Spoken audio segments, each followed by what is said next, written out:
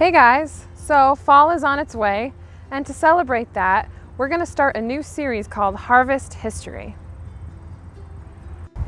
Every year around this time, the weather starts to get cooler, the leaves start to fall, and you notice a lot of festive fall decorations in people's yards, in their houses, at school, and all around. One thing you probably notice, maybe even in your own yard, is a scarecrow.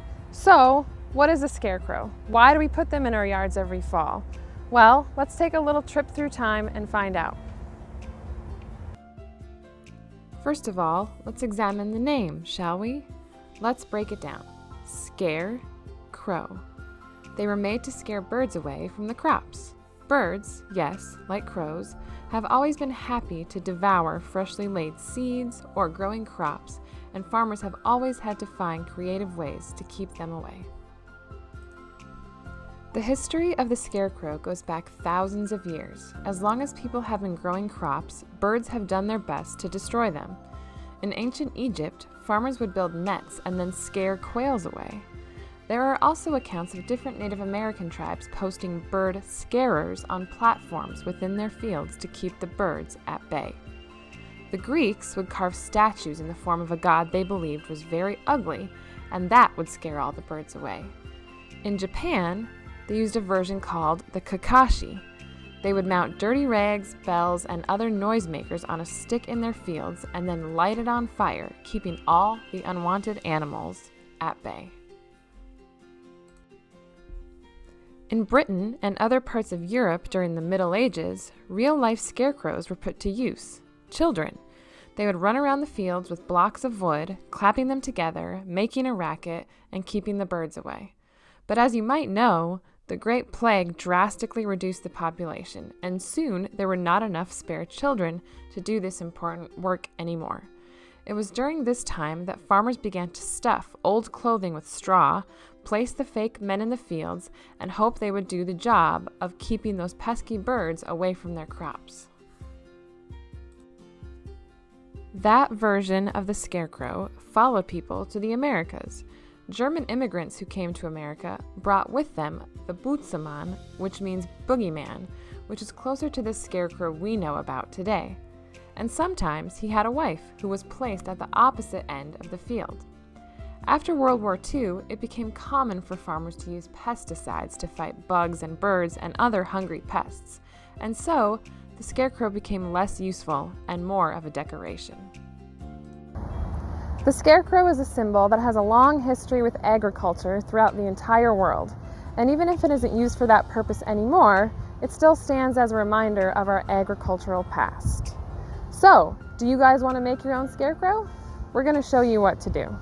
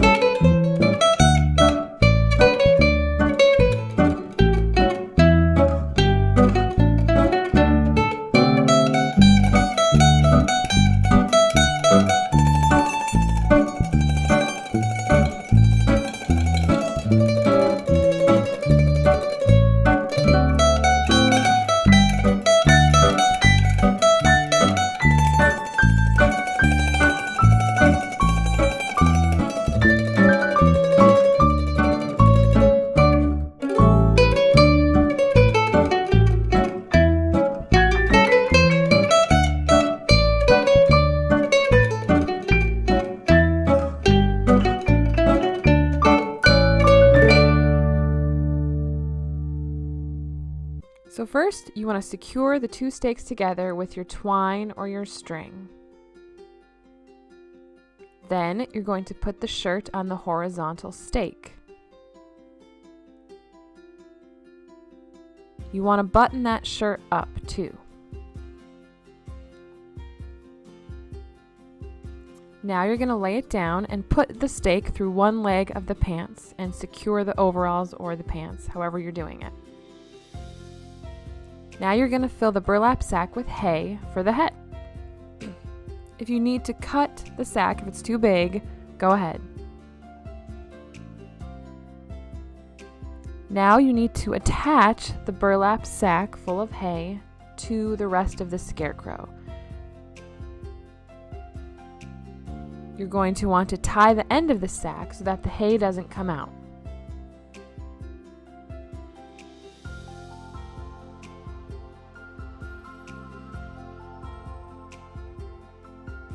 And now you're going to start stuffing the body of the scarecrow.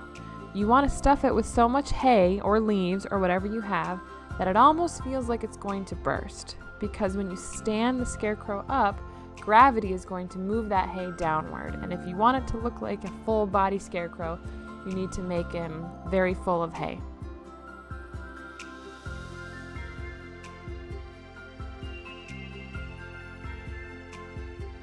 Then you want to secure the end of the shirt and the end of the pants with string so the hay doesn't come out. Then you're going to stand your scarecrow up.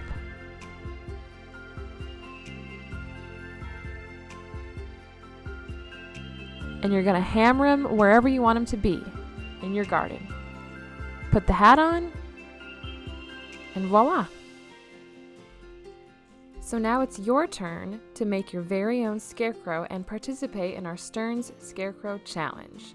So get to work, take those pictures, follow these rules that you see here, and we can't wait to see them. Good luck, everybody, and thank you for watching.